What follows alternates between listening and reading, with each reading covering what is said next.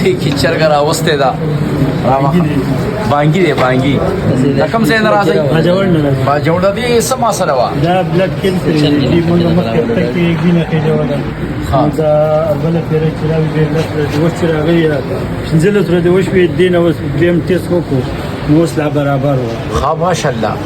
او څو ځل رالی دم له دا درېم ځل زموږ د دم نه د دارو علاج بالغذا نه تاسو مطمئن یې الحمدلله عوامو ته څه پیغام چې چا د وینې کینسر یاره چا چې د وینې کینسر دی موږ د هسپتالونو په لاهور کې په 3.5 کال علاج کړی دی خو هېڅ فایده نه ده کړې و دا درې هفتې پس راځو دا هم درېمه بیره ده الحمدلله مریض هم شکر دی ګزاره کوي الحمدلله وینې پوره شوې ده الحمدلله ګزاره شوې ده یاره تاسو یو پیغام دی خلکو له ورکړئ چې دلته راځئ نو د خدای خاطر وکړئ چې لږ صبر نه کار دی یار دا لږ ووایه چې دلته راځئ نو خیر دی لږه ګزاره کوئ هر سړی مولانا صاحب هم ستړی شي